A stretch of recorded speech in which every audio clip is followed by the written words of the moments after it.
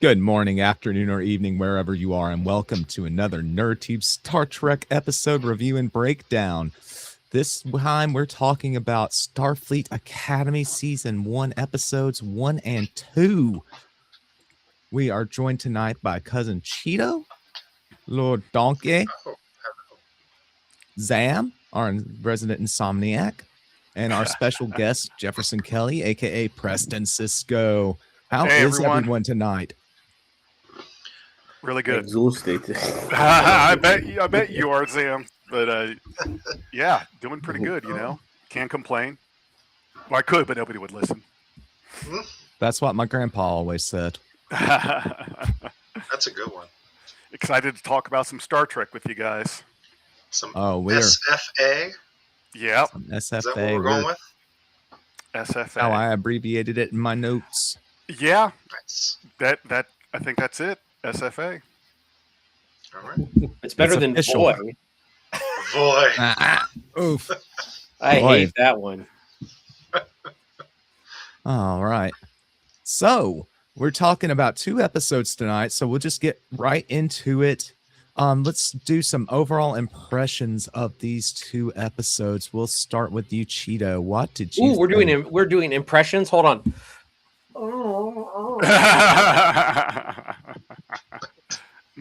I enjoyed these 2 episodes. I'm not going to say they blew me away. I'm not going to say that it was everything I wanted out of a Starfleet Academy show. I've been very adamant that I wanted Starfleet Academy to take place in either TOS era or TNG era. It being in the 32nd century, I will though say that it is far more interesting than I thought it was going to be, in my opinion. So I will give it. I will give it credit where credit is due. I do enjoy, some of that. That exploring more of that 32nd century that we've been kind of clamoring for. So that's what I'll say about these first 2 episodes generally. Excellent. Zam, general impressions? I Star Trek for me is never always, every show never starts that well, historically, as far as I'm concerned. They always tend to find their feet, and by season 3, they get an ideology of what they tend to be, and then it ends up being the show that we all end up loving. But what makes me really interested about this is these young actors who are playing cadets 10, 20, 30 years from now. Where will they be in Star Trek? In what sort of characters will they be playing? Will they be captains? Will they be commanders? There's so much that can come from this. This is almost like a new birth if it's done right. I mean, hopefully this series will flourish and we'll get several seasons and we'll see the arcs. I mean, you already the main lab with the fucking arms. What's his name? Kebbel? What was it? Caleb? I don't remember. Caleb. Yeah, Caleb. Caleb. Cavill, baby. He's Yeah. Superman. I mean, he was struggling to do push-ups. Yeah, he looks like fucking Arnold Schwarzenegger. Regardless, I can already see this guy's arc from being rebellious young teen to being somebody who will command respect and probably treat things more seriously and behave himself and all that. You can see that arc already. You can see so many arcs for so many of these characters. It's going to be a fun ride, and obviously not everything will be concluded this season. This is just the tip of the iceberg, but let's just hope we get a lot from these characters for the next several decades. Hey, we'll keep going clockwise. Lord Donkey. A lot of potential. I think we went into watching it thinking, oh, this is just going to be Riverdale mixed with spacey, interaction. But it has a lot of just good Star Trek laid underneath. It's not all there yet. It feels they crammed a lot into these 2 episodes, which I feel like they always do with a new show. It's like I said earlier, drinking from a fire hose with all the stuff they're throwing at us, with all the new people we're meeting. They're setting all this stuff up. But I enjoyed it. there were a lot of callbacks. There were a lot of references. There was a lot of, oh, hey, he said the one thing. And, oh, hey, there's that person from the other show. Like, a lot of good moments like that. They just have to now pivot to not relying on references for entertainment. But all in all, I enjoyed it. Excellent. And you, Jefferson? So, Lord Donkey, I really agree with what you just said. I really, really hope that it doesn't become a reference show like Lower Decks did, because it started out great. Loved all the references. I thought it was great when Lower Decks started doing it, but then it eventually became what the show was about. It was about making references, and it just got old. So here's what I'll say about Starfleet Academy. I really, really liked it. I really enjoyed it. I thought it was great. Now, I'm not saying it's the best Star Trek ever, but it's very good. And here's why I say that. Starfleet Academy was coming in hot with the full trifecta of fandom hate, which is what Star Trek, Star Wars, and Doctor Who have encountered. And the trifecta of hate is black people, females, and children. Now, children, these are young adults, but it's right on that cusp. So that's the trifecta there across fandom. As soon as they see a woman or a person of color, they already hate it. I've read nothing but bitching from people on Facebook like all week leading up to it. Well, it started with the first image. It's like I think the powers that be were trolling fans with one of the first pictures of Starfleet Academy being that of a obviously African American female. Even though she's Jem'Hadar Klingon hybrid, you could tell by the she's not African American, mate. She's not American. That's why. Well, right. I stand corrected. A person of color is what I'm getting at. Yeah. So it's like here we're already. Let's just get it out of the way. Then when you get to Star Trek, you add in Kurtzman and queer. Once you have those all laid out there, you get what we got, which was complaining leading up to this. But Starfleet Academy did a lot of small things really well, and I'll get into it more as we get into it. But there were a lot of little things that I think might have been maybe didn't see it or didn't notice it, but it's like that is a little thing that just makes stuff better or just really adds to it. One example I'll give you just for right now, when the doctor and the chancellor and her first officer were in the turbo lift with the little machine thing. The exocomp. Yeah, the exocomp. Yeah. And everyone kept kind of moving and moving. Did you notice the exocomp when it flew away was like, wow. But no, the exocomp. I think they're called dots. Just for everybody out there, like we know what they are. They're called They're droids, as far as I'm concerned. It was just that annoying. It was that little annoyed wow that the thing gave as it flew off because everyone kept moving. So, and I've got more. So yeah, Jefferson, you know what? There's another one added to that mix. It's not just black and women and all of that. It's also fat people now. They hate anyone who's fat. Yeah, I've seen a lot of complaining about the body, I've seen complaining about the body, not complaining about the body shaming, but like the body shaming complaining, where they're like, I don't want to see these fat people on my TV or on my Star Trek. Like they're still says like the fat person in their chair. right. Like, yeah, and I've seen tons of it, and I'm just like, what, in the 32nd century they don't have treadmills? I'm like, oh my god, like you guys are ridiculous. Also, okay. I saw another complaint as well about Holly Hunter's character wearing glasses. I'm thinking to myself, have you not seen Star Trek 2? You know, like have you not seen David Cronenberg's divine character? texts? You mean Yeah, the end all be all for David certain Cronenberg's things. character wore glasses too, and he was from the 31st century. So, like, what the hell, man? I just nitpicking. Well, I mean, in the 24th century, they also didn't have a cure for baldness. So it's like, what do Yeah, you what, yeah. Well, what do you Roddenberry want? famously said that by the 24th century, nobody would care. Right. And I get so I want to talk about the two arguments there, the body shaming and the glasses. Um, part of me wants to say that it may not be completely out of bounds to think that if you're in Starfleet that you're in shape. Maybe unless you're an admiral that's put behind the desk, but I do see something of an argument that would say if you're in the armed services, even if it's exploration, uh, there's probably some kind of pattern of fitness. I'm just saying, like I get it. I understand the argument, kind of, but it's like that's just it's not something we can really fix.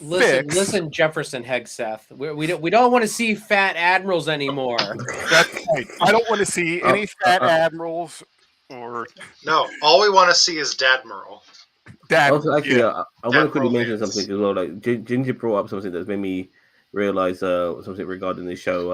I generally get triggered by the tech in the Trek, so effing myopic. But when we got to see Discovery go into the first century, like things like having these tablets and shit were like just done for. They got holographic displays everywhere. So to see them having tablets Yeah. in the again, it was like, well, this feels so dated.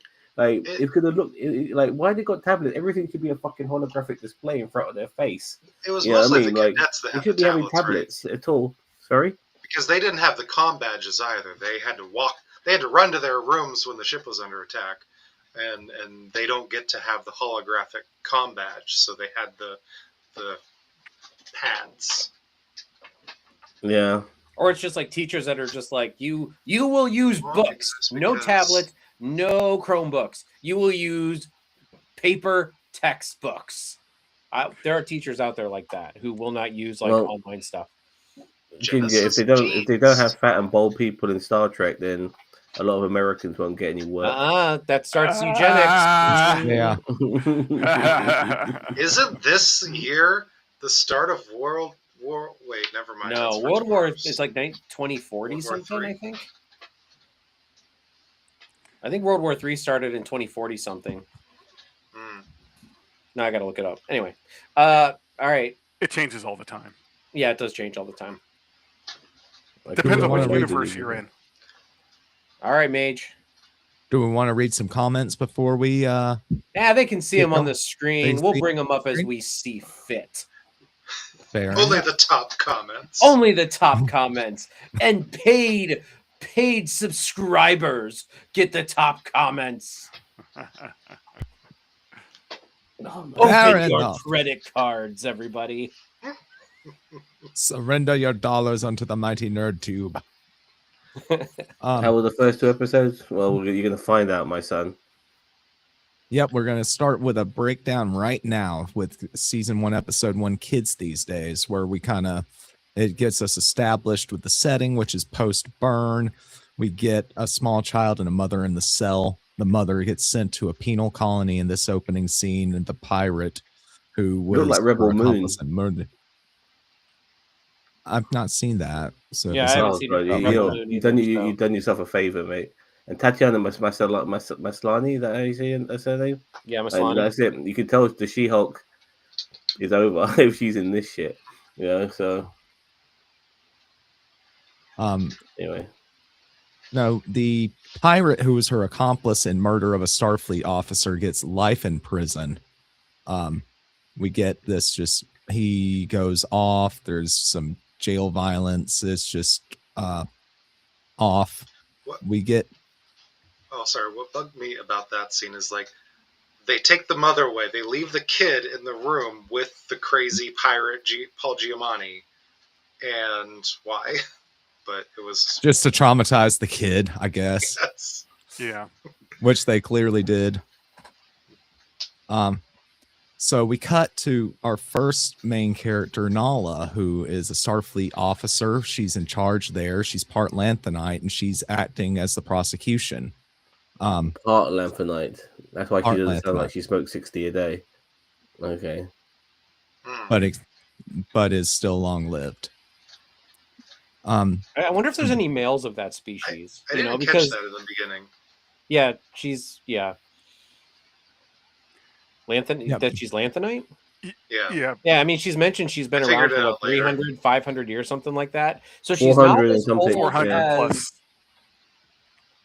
she's not as old as Hocus Hell yeah. Pocus, as Zam calls her from Strange New World.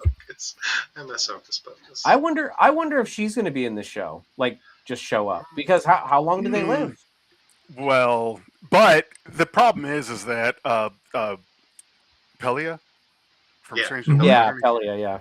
she's already 900. several hundred. Like I was about to say, pushing 1,000, and you add another 1,000 to that. I know they haven't quite established how long a Lanthanite can live, but I'm not all for that, especially not that character, because I hate the way she talks as that character. Why she chose that route, it just annoys me, so I don't want to listen to it. I think that's her actual voice.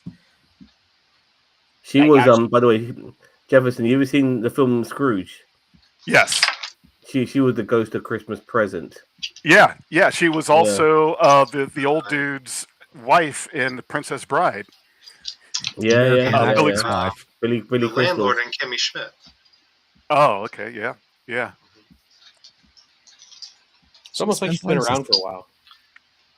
And she was Pelia the whole time in all of those Yeah, characters. Oh, that's funny. she was exploring her acting career back then. Now, Oh, I can't believe I didn't. So you're talking about Paul Giamatti and Holly Hunter. For a Star Trek show to come in with so much heat already, I think that they really did well by getting some decent named actors in it. Paul Giamatti is great. I can watch anything he's in. Holly Hunter, I don't mind.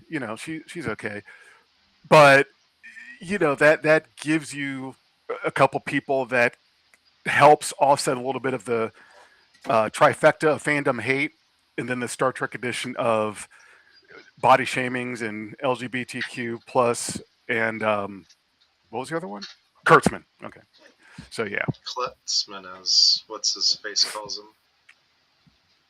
I That's got no not problem with long. the guy. We did a whole podcast in seeing if we should or shouldn't blame him for everything, and it was pretty across the board. Can't blame one person. That was the consensus we came to here. Well, yeah. For me, sometimes you can only be as good as your last stuff. And prior to this, his last thing was Section 31. And as far as I was concerned, get the noose out after that shit. He was done. Strange New World season 3 also, but that didn't do him any favors either. Yeah. Good point. But oh god, Section 31 was like a Star Trek killer almost. Wait, Let's not besmirch this review by bringing up Section 31. I blame Kurtzman for. Oh, that doesn't say Kurtzman. No, it doesn't. Yeah, I was reread that one. surprised he directed. I didn't know he had the ability to be a director. Yeah, he did I direct. just thought he was a He did producer. direct the first episode I Yeah. saw. I was going to bring that up. Oh, I did not notice that. Regarding Paul Giamatti, I'm not sure how I feel about him being some sort of aggressive bad guy. I've seen him do it a few times. There was that one movie with Clive Owen. Shoot him up. Yeah, and obviously he played the Rhino. I was about to say he's the best Rhino I've seen on the best Rhino I've ever seen in a live action Spider-Man. So like the only one. It's not a big competition, is it? I loved him in Billions. I thought he was fantastic in that. But I'm not sure how I feel about him in this. But hopefully he'll grow on me a little bit. He seems I think it works because he's so chaotic. I just he's just hamming with it the up a little bit. finger. he tips. just seems like that like weird Elon Musk bad guy. You know what I mean? Just like he's slimy, and it's just like, you know, it's almost like, you know, Eric Bana and at the beginning of like Trek 2009, where he's like, "Hello, Christopher, I'm Nero." You know, like it's just like, you know, I'm just waiting for the hi Cat, hi Bruce. But I thought that was great. No, I that don't- was great, but it's just I was Hello, waiting in this Christopher, I'm episode for the Nero. other foot to drop, and he just Right. was kind of a goofball throughout the whole thing. Well, so the thing is though, is that coming into this, there was some precedent set. Like Zam and I said, the guy in Shoot 'Em Up, he was in Shoot 'Em Up, played bad guy there, and he was the dickhead producer in the Howard Stern movie Private Parts. He was Oh my god, I don't even remember that. yeah, he was this That was douchebag. the thing. He was this douchebag in oh my god, this movie with the kid from Malcolm in the Middle. I'm losing it, but it was Liar Liar. No, that was a Jim Carrey movie, but That's Jim Carrey, yeah. I'll think of it. But Paul Giamatti has played enough of a range of characters that I wasn't skeptical walking into this one. You know, it's not like when Jeff Daniels got cast in Dumb and Dumber. He'd always done serious-ish stuff up to that point, and then suddenly, what? You know, so yeah, Paul Giamatti had already. Jeff Daniels didn't work for you, by the way.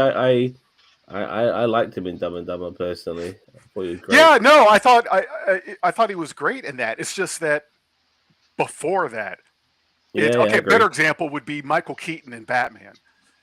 Yeah. You know, no one saw People it. were not happy about that. But you're right, not happy. But the Paul Giamatti thing, that didn't have the effect on me, him being in Star Trek, as Michael Keaton being announced as Bruce Wayne did for Batman, because Paul Giamatti has already played those kinds of parts, so it wasn't a stretch. I didn't see that as a stretch. I was very open-minded as to what he was going to be. You know what I mean? Like some comedic actors like can do some of the best villainy work. You know, Zam's always said that some of the best like actors and villains are like the comedians. Oh yeah, they can work really stand-up comedians, to be more precise. Yeah, I think stand-up comedians are great actors. Paul Giamatti, didn't he do stand-up? Like I thought he did. No? Okay. I might be wrong on that one, but you know, like I could definitely see it going well. I was waiting for that other foot to drop in that episode, in the first episode, where Paul Giamatti becomes like a real like he kind of pumps the brakes on the goofball and he gets serious. He did a very good balance so far, I thought. I mean, only him could pull off a line. What in the deviled egg hell is going on here? That was a great line. I love that line.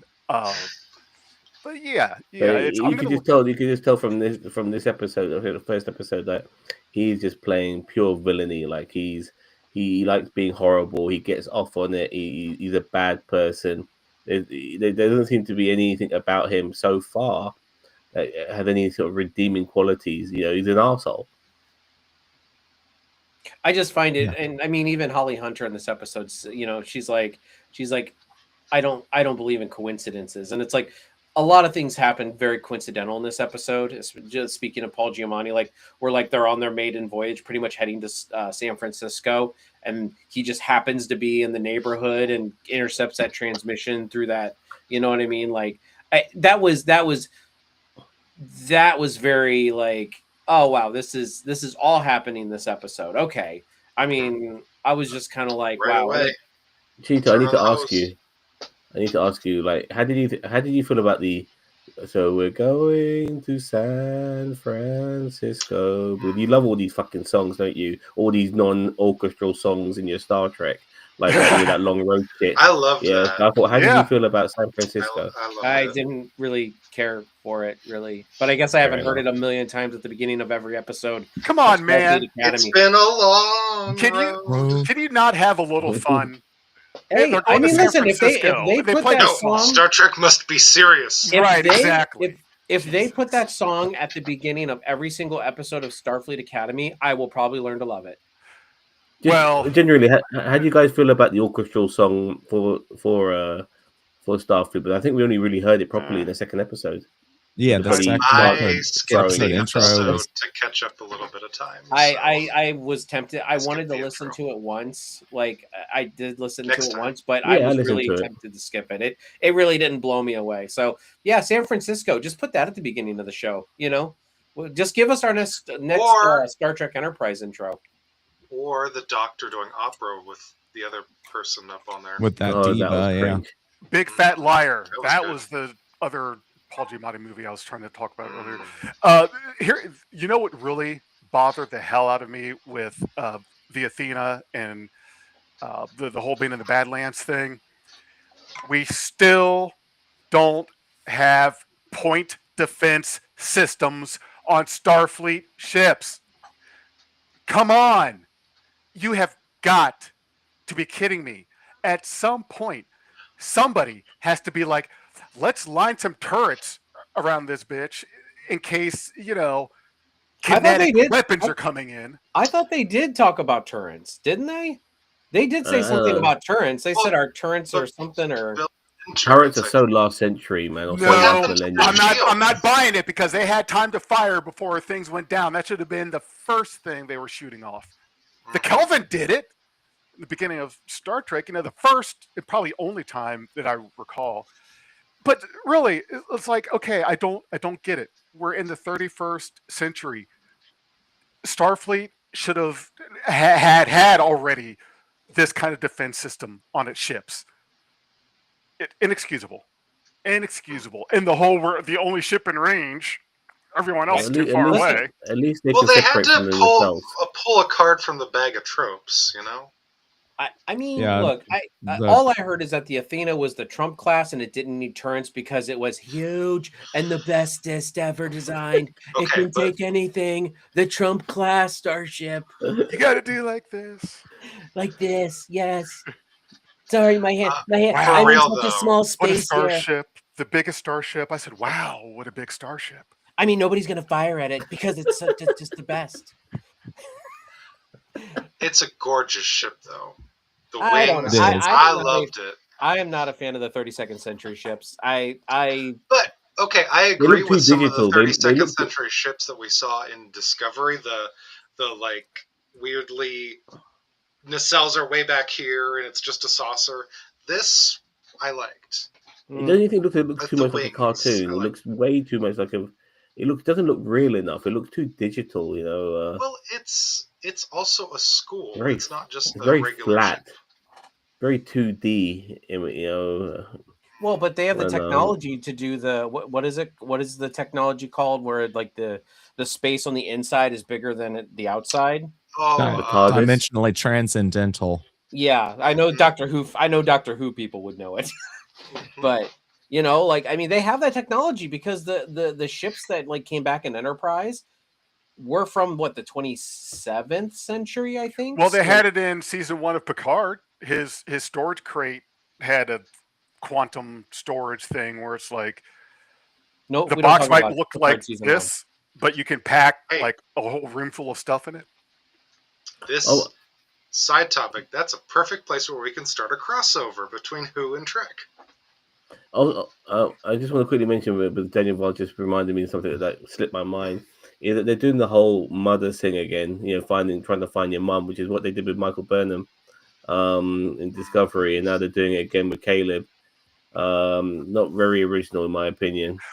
I'm not feeling that whole thing, like the whole not Caleb at and his all. mom and all, like that just feels so forced. It's not like they oh, I'm the troubled badass with the mommy issues, and like I'm sorry, like I don't think, like, I get you have to create drama, but I feel like this is just like, in the whole like, oh, their mom was separated, then Paul Giovanni's character basically. Would you have accepted a straight-laced kid from a wealthy family that went into Starfleet? Privileged? Yeah. Have you played the Starfleet I'm Academy not- game? Well, there was yeah, I have, but That game was what I But want. we need drama. You're right. No, hold on. We already got that And kid. It's it's- Caleb's roommate. He's that Yeah. kid. Yeah. Yeah, but I'm just saying, Caleb himself, like what they've done with him, it's like, look, I haven't got the answers for it because I'm not writing the show, but I've already seen this. Like they're doing this again, and so for me, like, come on, show a It little was bit more a bit of- originality. There was a bit of commentary though about the U.S. separating Mhm. children from their parents. Well, that's Trek in general. I know. Well, yeah, there was some good Like commentary. they're like the Jedi. in there. Yeah. You got a kid? Let's take it. Yeah. Mage, No, good point. so- Good point, Donkey. I agree with you. They were definitely trying to do some social And there's a good- commentary. Another good social commentary in the episode 2, but we can talk about that later. When did Star Trek get so woke? Well, they did bring the blackface, whiteface. I saw back. them. Mhm. Yeah, that was at the end of episode 1, wasn't it? And I know it was in episode 2 also. A whole generation of people that completely missed the point of that race of characters. Right. Yeah. Well, but here's the Mhm. thing: is like, I mean, that race was supposed to become extinct because they were the last two, and they were now. I mean, you could probably do some genetic manipulation and bring the race back, but at the same time, The last two, that was in the Prime universe. We're in the First Contact universe. So different. Yeah, I was Go about to watch say my something film. like that. Go watch my film. I explained the whole thing. did Time you? and again. Episode 1. Oh, Aftermath. okay. Laid out the whole thing. Yes. I And didn't see it doesn't shit on other Star Trek. It's because the method of incursion the Borg sphere used to time travel was too severe for the universe to hold. So they were placed into another one, bringing with it a template of their universe, and it created the First Contact universe. Well, with we've its own talked about the past First Contact. and its own future. We've talked about the So- First Contact timeline for Yeah, I years know that. on this channel. So Yeah, I know that. So Discovery, Enterprise, Discovery, Strange New Worlds, and Starfleet Academy are in the First Contact universe. are they? Or I mean, Yes. once Discovery went into the future, did it kind of like No, become they the were prime timeline? Discovery was already there because in Strange New Worlds, I want to say it was season 2. It was when Khan and Kirk. Yeah, went to that alternate universe, and Yeah, it was established then in that episode that they were not the universe they were in Toronto, but Strange New Worlds was set as this is an altered timeline. And once Strange New Worlds did that, it meant that behind it was Discovery, because it's Discovery from season 2 onward. So there's a big argument that can be said that the Borg sphere incursion caused a rip, caused another universe. So Picard's mission the whole time, all the events of First Contact, not seen or known in the Prime universe. Prime It's universe. like Okay. you left, it came right back. We see no indication of anything you're talking about in the timeline. So it was all alternate. You ever went with the theory of it being a paradox where the future has to go back in the past in order for that future to be created, like they did with the first Terminator movie, if you know what I mean? Like, Yeah. Carl Reese had to go back in time in order for John Connor to be born. Well, maybe the Enterprise had to go back in time in order for Starfleet to be created. I mean, the paradox. I don't believe that, but Bootstrap paradox, yeah. I think no, I believe in the First Contact timeline. I think Enterprise, Discovery, Strange New Worlds. I think all those are part of the First Contact timeline. I just question like if seasons 3, 4, and 5 of Discovery announced if that's technically prime timeline, because we've never Or if they been there. merge back together at some point. Either merge back together or just like it doesn't matter. We're way off topic now. Damn it, Cheeto. Anyway, Mage, Where any were more we, notes on Mage? episode 1? We're at the beginning Yeah. of episode 1 still. I Yeah. think you might have to. Can you just jump ahead a little bit, maybe? Yeah, I mean, Oh, do you yeah. have any like Wait, additional things let- we haven't talked about? Not. I was just going to talk about the different characters mainly. I was going to do that more than do a blow by blow of it this time. But we've talked about Nusbraka a lot, the pirate, played by Paul Giamatti. We've talked a little bit about Caleb. The pacifist Klingon. We could How talk about that? about Crag. I like him. I like him. I'm not gonna lie. I've always been interested ever since that Enterprise episode with the augments. I've always been interested in the Klingon healers, and and I do love the conversations between Crag and what's the Jem'Hadar Klingon what is it, the cadet master's name? What is her name? Oh, She was great. Lura. Laura. Like I love the interaction because I almost forgot that she was half Klingon. So it's like when she started like using all that Klingon dialogue with him, like all of the lore of the Klingons, like He's a drill with him, sergeant. I'm man. like, I was like, oh yeah, like this is the stuff I want to see. I want to know what the Klingon Empire is up to. Put your bag on his back. Yeah, That was a Right? great moment. there were so many great moments like that. Yes. I'll tell you what made Do me not laugh kill a your lot instructor on the first day. Do not kill your was, instructor on the first day. was the fact that Earth's sort of like military was working alongside Starfleet, and you saw their leader, their captain, and all he kept doing was facial expressions, like all the fucking time. Not one word came out of his mouth, just facial expressions. Like Beaker from fucking That's a good tangent the to go Muppets. on. The War Academy.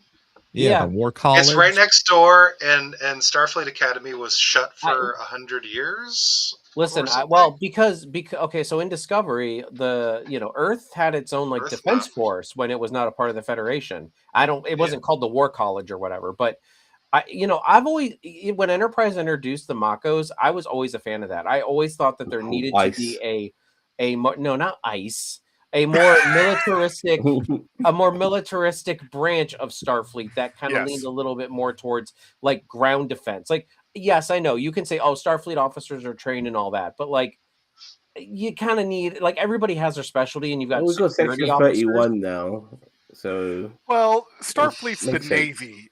You still have to have the Marines. I agree, and that's what I loved about the Makos. Marines. Yeah. So I'm kind of glad some army. I'm kind of glad they didn't call them the Makos, only because it's a direct callback to Enterprise, but at the same time, it's been over 1,000 years since the Makos, so I'm like, giving them a new name is probably a good thing, The little thing that irked me was the War College is right next door, and Starfleet Academy's campus has just sat vacant for 100 years. No, like it wouldn't. Places don't just sit vacant like that. When I saw the overhead shot, like I thought it looked like okay. like after Six Flags closed down, or Geauga Lake had closed down for like 5 years. Right. They put a Spirit Rolling acres Halloween in it every October, donkey. That's what they do with Starfleet Academy. No, we need to meme that. No. We have to be the first. Starfleet Academy with the Spirit Halloween logo across it. It's very very possible that it was used as a school, as a college. I mean, just because Earth left the Federation doesn't mean that they stopped educating people. It's true. Like a museum, maybe, like a museum to Starfleet. It could. I mean, in the future, maybe they have a Department of Education again, but they have schools. They have elementary schools. Zephram Cochrane High, where Geordi graduated, and they have universities and colleges. Kent State University was mentioned. Yeah. So it's not Starfleet or bust, and so I'm sure that they turned it into a college campus. So it became like a future ITT Tech Institute, and then it went out of business. And so Starfleet just moved right back in seamlessly. No, don't say that, because I went to ITT Tech. Oh no! I grew up just watching the commercials, and then they went out of business by the time I got to Starfleet Academy. As a former student there, when I was there, I could tell you, I could see, as someone who was very good in IT and could scope out posers, I felt like, wait, this school is ripping people off because there's all kinds of people in here that should not be here that I graduated with that had no idea how to even use a computer. So the writing was on the wall. I could see why ITT got, yeah. I feel like that's going to be the war college. I want to get to this comment. They reminded me of something in this episode. Starfleet Academy HR department going where no one should have gone. And so, and why this comment reminds me of something that happened in this episode is that there was one moment where some of our boys were getting into a little bit of a bit of argy-bargy, as we say in the United Kingdom. And then here comes the Doctor feeling those testosterone levels rising, and he's able to nip it in the bud straight away. Like, are we not going to get any conflict? He's like, okay, oh no, I thought you guys are getting heated. Stop it. Like every minute. Like, I mean, imagine if a couple of people are about to get it on, and the Doctor just walks in on them. You know what I mean? Jesus Christ. Sam, are you saying the Doctor's ultimate, the ultimate cock block? Yeah. The Doctor, the ultimate blocker. Speaking of the medical tricorder reference. Tricorder. Yeah, I caught that. Medical tricorder. Medical tricorder. I'm surprised Tom Paris didn't pop out of like a conduit, so and he was just like, fangirl. replicate me 10 medical tricorders, extra acetaminophen. I am very, very, very happy that they got Robert Picardo back, because when I was talking before about getting star power like Paul Giamatti and Holly Hunter, I don't think tell me if I missed it, but they haven't yet explained. Well, okay, hold on. I'm about to answer my own question. So, if I were to go off my own theory that this is the first Contact universe, that doesn't mean that this Doctor is the Doctor from Voyager. He is. He mentioned that he aged himself as well. Yeah, he added an age subroutine. Well, okay. That Doctor could still be on Voyager, is what he's saying. Right. What I'm saying is I'm not saying that there couldn't have been another, Voyager, Doctor, all that stuff. It's just that if I were to say, hey, Big J, own it. Own your first Contact universe. So is this Doctor the same one from Voyager, the TV show? And I'm going to say no. Oh, no, you sounded like Jake, our good friend Jake. And there's nothing wrong with that. I'm not saying that that's a bad thing. I'm just saying that until or unless there's an episode where this Doctor destroys my entire theory and explanation of First Contact universe, which is great, I think. Unless they go and do that. The First Contact universe doesn't mean that Voyager did not get stuck in the Delta Quadrant. Correct. And did not get home. So, but the Voyager getting stuck in the Delta Quadrant isn't what created the Doctor. The Doctor was already a thing in Starfleet. But getting left on all that time is how he became. Yeah, he became an entity. He became an actual entity. Well, the same, he can exist in both places, and it's almost like a transporter clone in a sense. Look, but as far as I'm concerned, I'm going to go the opposite of Jefferson. Until I'm told otherwise, he is the Doctor from Voyager. That's how I'm going to look at it. Yeah, until there's something that contradicts. Well, he still had the experience of Voyager, whether it's in the main timeline or they mentioned Voyager briefly in the. They also mentioned Dal and Gwendolyn. Murph. Oh, Gwendolyn. Okay. No, I'm sure you mentioned Janeway. I don't actually know if he's mentioned Janeway yet. He did. They did. Mention Voyager, mention Dal the Delta Quadrant, and the Prodigy. Yeah, they did mention. That's the whole point of him being there, because he's. This is the second. By the way, this is the second Voyager character to be in a crossover, and so to put him in there is obviously the fan service and a familiar face to carry this show and all of that. So until but he feels like he has a purpose of being there. He's not just useless cameo of old Trekkies. No, he's not a cameo. He's the main character. No, but but that's what I mean. Like, he doesn't have like a cameo an episode. He actually has something to do. Oh, yeah, purpose. Yeah, for sure. It's going He's to be going a to be the lot mentor better. of the. Oh, sorry, go ahead. It's going to be a lot better doing it that way than relying on, the comedian Tig Notaro, and she's in like 2 episodes a season of Discovery. Like you hyped up this person, this actor, this comedian to play this character, but yet like, a couple appearances. Oh, whereas with the Doctor, he is a main character integrated into the story. A legacy Yeah. Got to see Charles character that Vance as beloved. well. Also, I think I jotted down when he gave his command code. The first part of it was Delta.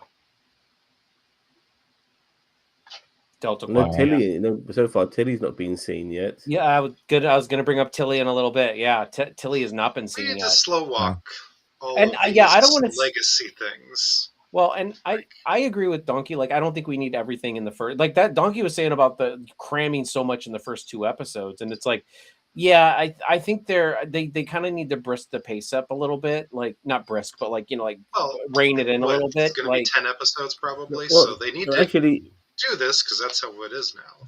But regarding episode 2, that was for me like a classic Star Trek episode. It was about diplomacy and making an alliance and stuff like that. It was what you expect from Star Trek. It was obviously done a little bit different, and we never really seen the Betazoids that much, or realize that they were so necessarily required like they were in this episode. well, I mean, you But, see the Betazoids in every episode of TNG, and in a couple you episodes. see one Beta, and Voyager. you see. It's funny. Like everyone who's on TNG, every alien on TNG has to be half the alien. So anyone on the Enterprise, you can't be the full alien. You have to be half. And Worf was full Klingon, okay, I'm just talking about Royce was Spock half. and So Torres. was Spock and, in the and, Not and Torres, Data was full Deanna Troy, android. and And Deanna B'Elanna. Troy being half a Betazoid. Yeah. Each show has one half race. Yeah, I mean, okay, that, yeah. I mean, each show has one half. Which this one does too. What was it? The Jem'Hadar lady, but Yeah, and by the way, people were complaining about her being I a female know Jem'Hadar, and they that. were going crazy about that. But Don't obviously, get me immediately started on debunked. It's been almost Which 1,000 is years. Klingon. Like the race evolved after the Dominion War, or the Dominion collapsed, or whatever happened with the Dominion. Like the Jem'Hadar became their own thing, their own entity. They weren't just servants of the founders anymore. Right. So, and I hope we get an episode dedicated to that, like going through the history and like finding out what happened to the Jem'Hadar. I want to know these things. I do agree with Zam. Like this was definitely a good Trek episode. Episode 2, it was through a different lens. I mean, obviously this is where we really get like the Star Trek 90210, feel, but like it wasn't necessarily bad. I think they gave it to us a little too much, but at the same time, I didn't necessarily feel like it was bad. I would have. How do you feel? Go ahead. Sorry. No, you go ahead. I was going to ask, how do we feel about the level of jokes in this episode? I feel like this episode was really joke heavy. I didn't remember Or a lot humor. of I would say jokes. more humorous than joke Felt heavy. good. Okay. It was more subtle. It was more subtle than like Strange New Worlds has been. Yeah, Strange New Worlds was very hand-fisty with some of their jokes. This one We're did not not talking- feel like it was that. We are dealing with youngsters, kids, and stuff like that. So they are playing that teen drama and stuff, which I don't mind. I mean, to a degree, As long as it doesn't become like it's kind of the got to be central like that. focus. As long as it Yeah. doesn't become a CW show. Yeah, as long as it doesn't become a CW show, that's that's all Oh, I that's a want. possibility. I don't know. No, because CW shows are like 24 episodes a season. We've only got 10, so there's no time for it. If only. That's why they're cramming everything in. I'm going to give the writing staff benefit of the doubt to say that they probably went in with their motivation every day of saying, don't make it a CW show, don't make it a CW show. And I really think that's probably the smart thing, because you're right. This could go south quickly. It can turn into Starfleet 90210. And I think they Star Trek Saved by the Bell. And I think they know that. I think all the writers wake up every day knowing that if we're not careful, we could really slide into that realm. So I think that they have already shown that they are cognizant of people thinking that from day one with Starfleet Academy being announced. If it were me, I would have that motivation of, okay, I'm writing on Starfleet Academy. Everybody out the gate expects it to be 90210 and Saved by the Bell. So Mm. I'm going to do my damnedest to make sure that that doesn't happen. I'm very should. like torn on all of this though, because it is about young people and stuff like that. And young people are horny. You know, yeah, yeah. You can see Caleb was eyeing out Okay, all Dad. the competition, man. I'm just You know what I saying. mean? And so, but I'm just like for me, I want this to be a different show. This is nothing to do with being on a starship. You know, none of that. It's a whole different vibe. You know, this is about like this is the early stages. This is like the prequel of prequels almost. Like this is the very beginning right here. You know, and I want the vibe to be different for that reason alone. And I, I still don't know what I want from the show. I hope the show gives me what I want from it and makes me makes me appreciate what it delivers. But I just don't want it to be like everything we've already seen before. It needs to be different. I want to see a new version of the Kobayashi Maru. I have a quick idea for how they can stick it to the haters. They need to do a Lower Decks short turning their Starfleet Academy at the time into Riverdale, Saved by the Bell. By the way, they Just hated Lower Decks as well because it was a cartoon and it was supposed to be funny and it had a female character who was black and the main male character was a doofus in Boimler, and that pissed I off mean, that's everyone. basically And he's all white as That's well. why it's one of my white favorite dudes ones. anyway. We're all just doofuses. So, I mean. Look at me and Cheeto. Mm-hmm. Mm. Yeah, don't look too hard. You get You'll hurt your eyes. right. Fine, You I'm won't. fine You now. won't need eyes for where we're going. By the way, I can't believe that it's the 60th anniversary of Star Trek. That's just Mhm. amazing. And next year will be the 50th anniversary of Star Wars. It's just crazy where we are now. You know how far Wow. we've got I with all know. of this. What else are they going to That- do for the 60th? That's your reminder, folks, that it is time for our ibuprofen. Yeah. Right. Ibuprofen PM. Yeah, because it's like 8:50 when we're recording or when we're streaming this. So yeah, it's about our old folks' bedtimes. And so, well, and Yeah, Zam, it's almost over 2 o'clock in Zam, the it's like morning. almost 2 a.m. Oh, well, real quick, going back to episode 2, the president of Betazoid, or Betazed, erected a space wall. Hmm. I don't understand that. Very I must have missed something. So like, did they psychic wall. did they erect psionic it wall. around like a area of space or just around their Mhm. planet? Yeah, because that little asteroid that Caleb Their was solar looking for system. was around the whole solar But they whole were system. talking system. about multiple A races wall being around the behind that solar wall. system. Jesus Christ. What? And the Federation will pay for it. I got the impression that what You broke Zam, Up. donkey. was You're Okay. breaking up, Jefferson. Start over. Sorry. okay. I was going to say the impression that I got was that it wasn't just the planet, but it was no bigger than their solar system. Okay, but they made it sound like there was a lot behind that psionic wall. That's why I'm They like, did.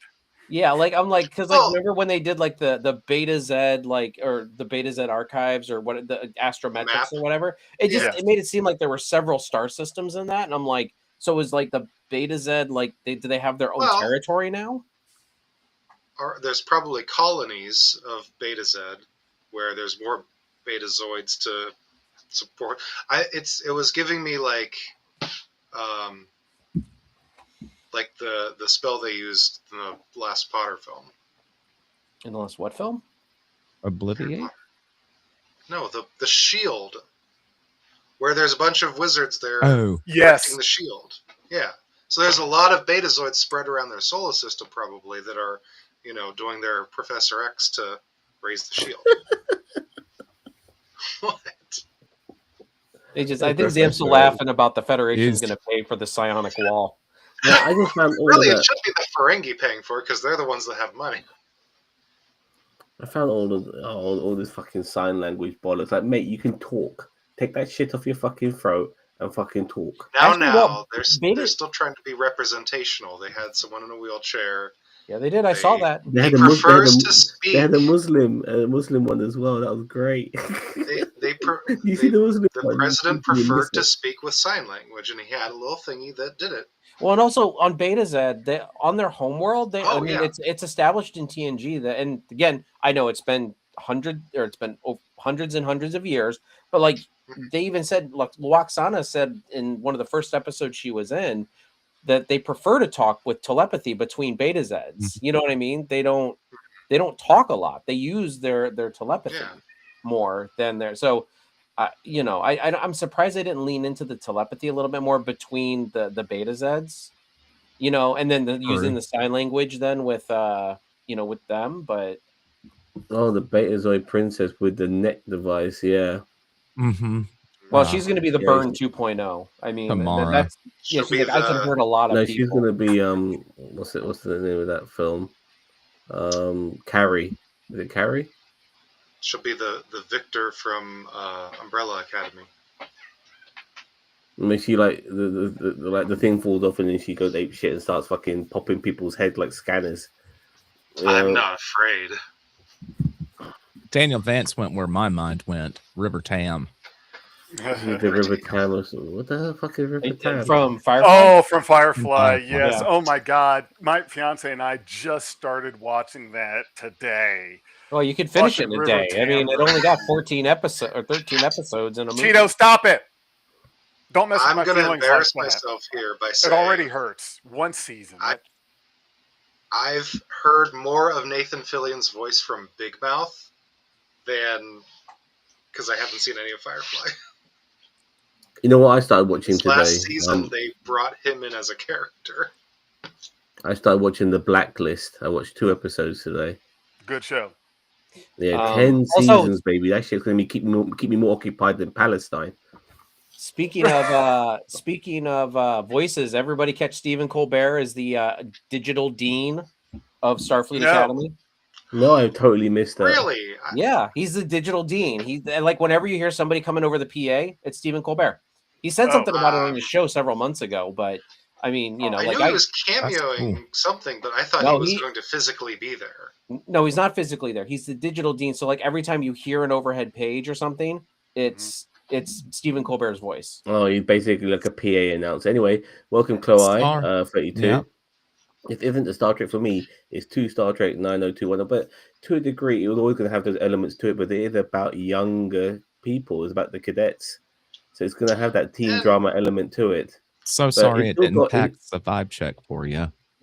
But it's still got pillars of adult actors, like Paul Giamatti, like Holly Hunter, like Robert Picardo, as well as some of the other supporting cast, like Tig Notaro, all of these other characters in there who Admiral.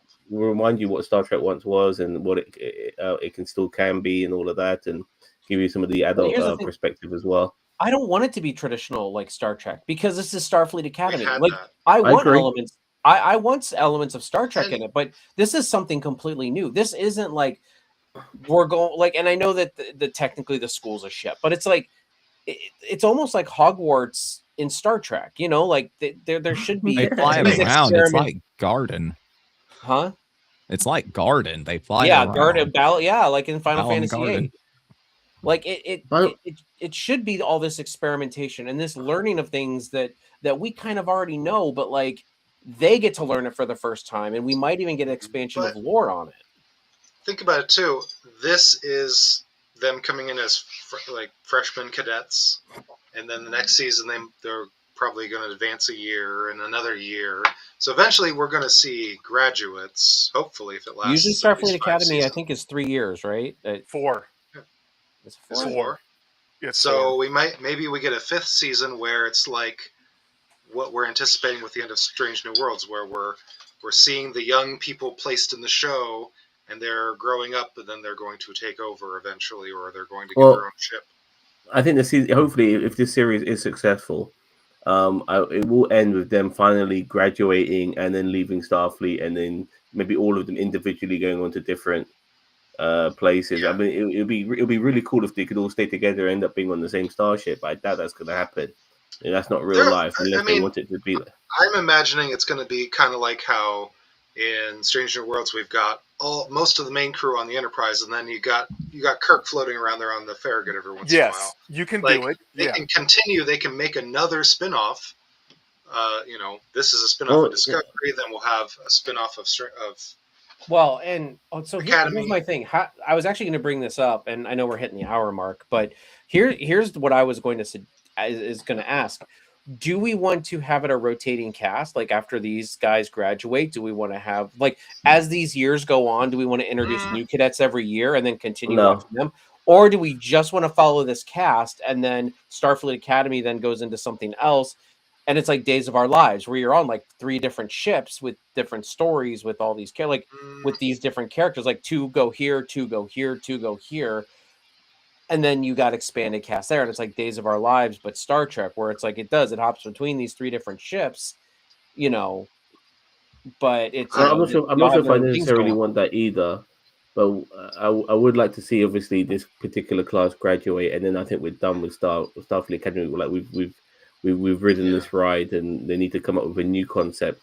But like I said, I would love to see a lot of these characters back in the future when they become a bit more grayer as commanders, as captains, as doctors, chief medical officer, all of these things, and somehow come up with a concept where you can get these guys together. Like maybe there's a like a class of 99 type shit, and they all end up together for a little while, but then some sort of emergency happens and they all work together. I don't know, something along those lines, like a reunion, episode or film, either in 20 years time, something along those lines. I would love, like I said, I would love to see these guys as young adult actors grow up with Star Trek over the next 10, 20, 30, 40 years, as long as we can still remain on this planet, watching these guys, develop. It'd be great. It'd be like watching our kids grow up. It'd be fantastic.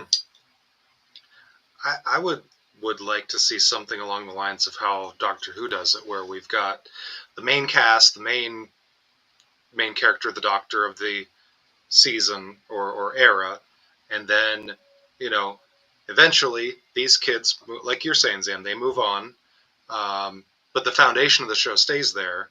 All the elements, a lot of the, like the Doctor or the Admiral, the what's she called, the Chancellor. The Chancellor of Starfleet Academy sticks around, but new people eventually come in, but we still then go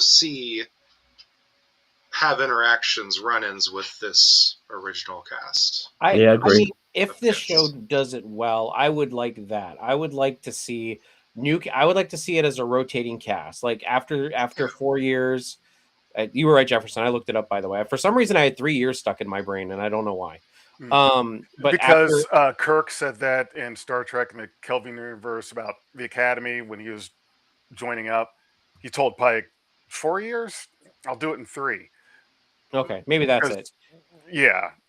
But yeah, so like let's get to 4 years. We have kind of like these, we have new kids coming in, throughout the seasons. I don't want a soft reset after 4 years. I would like to have the cast kind of rotate in, and even if you like, and I know you shouldn't have to kill people, but like if someone gets killed along the way, or if somebody like transfers out and goes and leaves Starfleet, not everybody graduates from murder. The Betazoid brother, yes. The Betazoid brothers, he could be on the chopping block.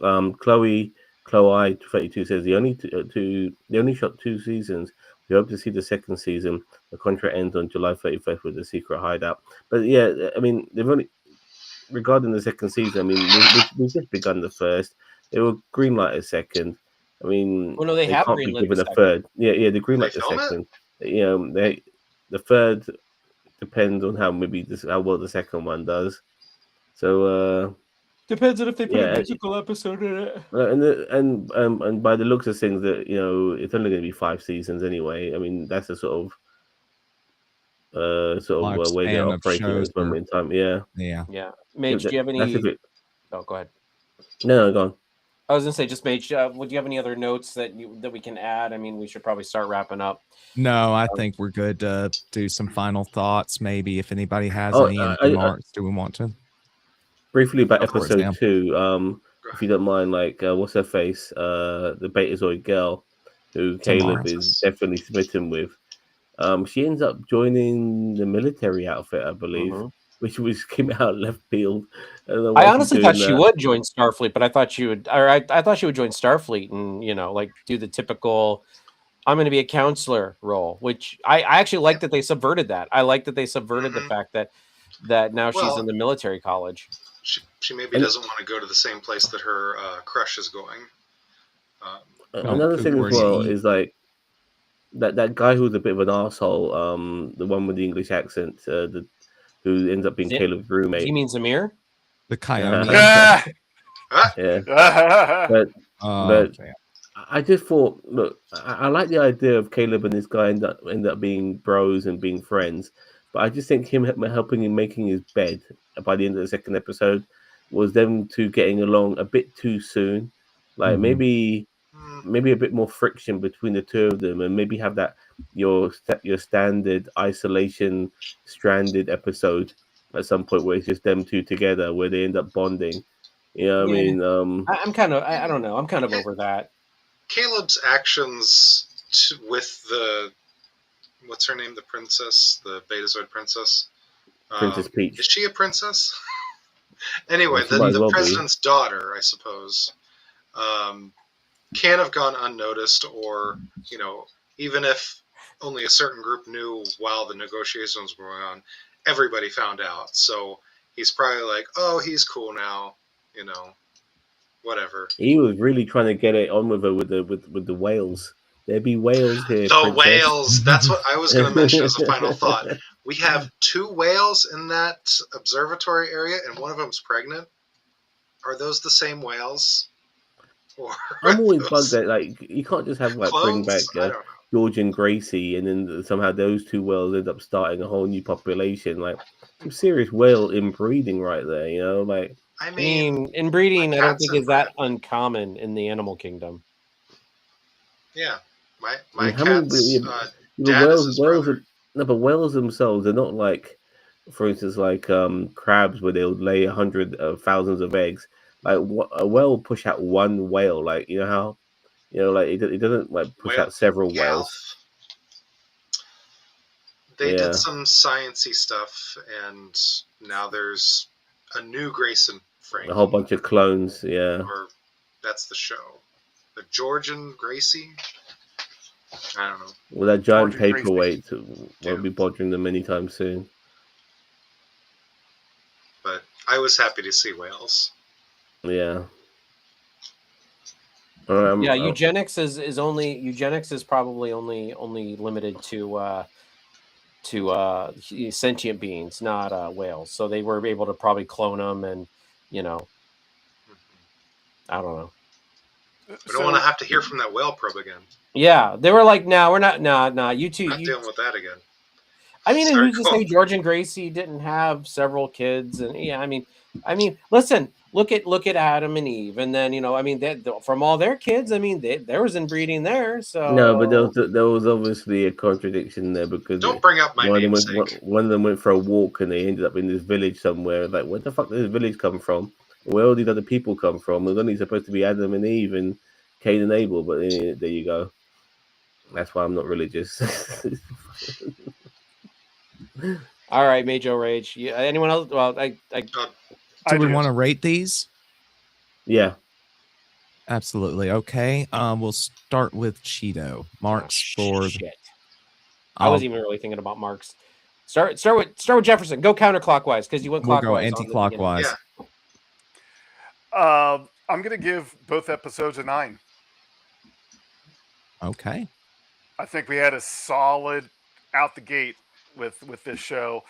I do feel like it went in with writers that knew they had some pressure to not have this turn into Friday Night Lights or 902, whatever it may be. I do think that they know that that's the pressure on them.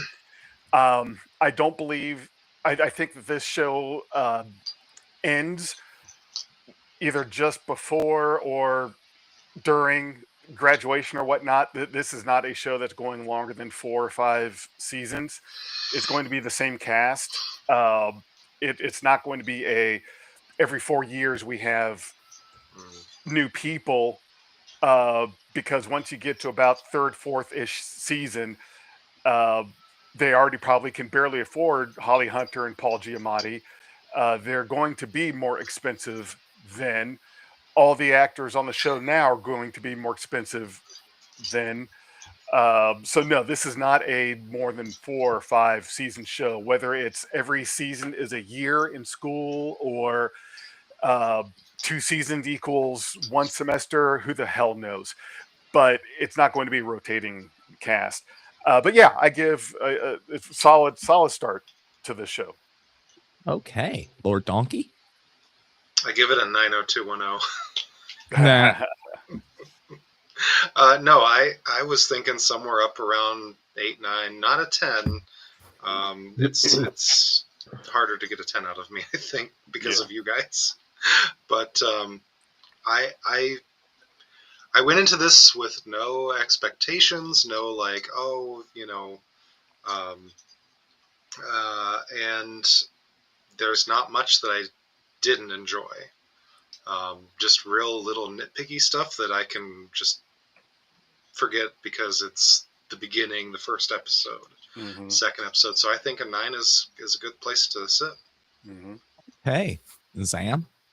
And when I give my marks, I don't want you to think that I didn't enjoy this show as much as you two who already given your marks.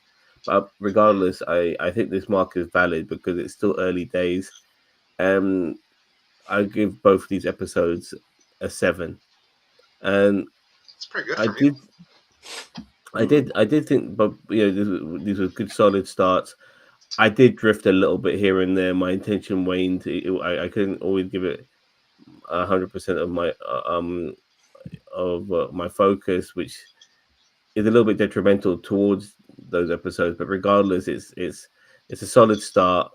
And I do think this show will improve as we get to know our characters, and we follow their arcs. And that might not be this season; it'll probably be next or the season after. But I fingers crossed that the best is yet to come. Hopefully optimistic. Cheeto? Episode 1, I'm going to give a 7 just because of like a lot of the coincidental like tropiness and stuff like that. And again, like given it, like the whole like it was just this Caleb's arc is just over dramatized, and we already know how it's going to pan out. Yeah. So I'm kind of that's kind of a knock against it. Episode 2, I'm going to give an 8 because I think they actually started to kind of. Even though they had kind of the teen drama stuff in it, which, as I said, I don't think they were horribly over with that, but they also included the Trek stuff, the diplomacy, all that other stuff in there. So I'm like, I really think that I think it was Jefferson who said that, they kind of know what they have and they're kind of leaning into that. You know what I mean? Like, yeah, there's going to be 90210 elements in it, but at the same time, I didn't go into this not expecting that, at least a little bit, just because it is based on young adults. Like Zam was saying, it's like there's going to be those elements, and that's why I'm like, Trek is always like Trek is a broad scheme. You just have to look at whatever lens you're looking at Trek through. So we're looking at it through like Starfleet cadets that are quasi horny most of the time. So, I mean, that's just what you're getting. And like, that's the lens of Star Trek you're getting. If you don't like it, then go back and have to watch it. Yeah. Go back and watch Deep Space Nine through the Depressy lens, which by the way, DS9. Okay, don't watch a show called Starfleet Academy and then act surprised when you see young people in it. And then be extra surprised when maybe they might be attracted to each other. Like, come on, people. It's Starfleet Academy. It's not 20, 30 something year old people. It's like, okay, yeah, I want to have a show that's obviously has to be about young people, but I want them to act like full-fledged adults. I don't want any flirting. I don't want any kissing or any innuendo. I, come on, people. Like, give it a rest, would you? Yeah, I agree. All right. Okay. And the poll's up if anyone You is want to give yourself going in late? there. The poll's up in the thing. So I'm anyone gonna out give there the- in YouTube land in the comments, if you want to give us your thoughts overall of episode 1 and 2 on the poll, please do. You guys get Please comments? do. Your thoughts, not your prayers. Right.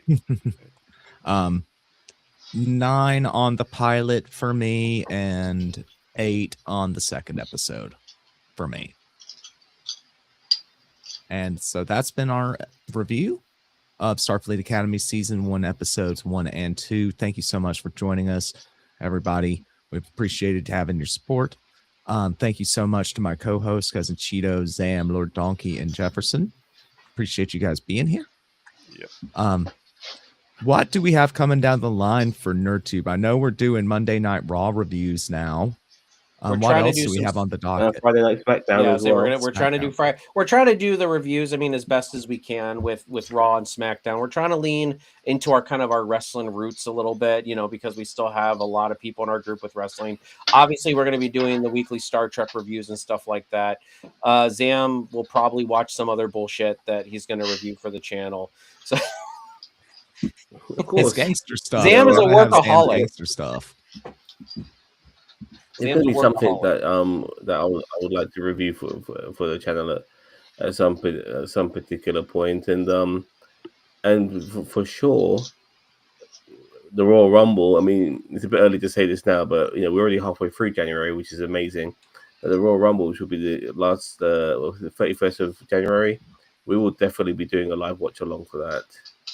Okay. So keep your eyes peeled. So if you like sports entertainment, definitely subscribe to NerdTube. Definitely worth sticking around here for that sort of content and for Star I Trek got content. food reviews as well. Oh, snap. That's right. Food reviews as well. Yep. Lots of different stuff they're here. coming out soon. So make sure you like this video, share it to your friends, subscribe to NerdTube because you've been watching NerdTube. It's the best channel that you maybe sort of kind of ever heard of. Live long and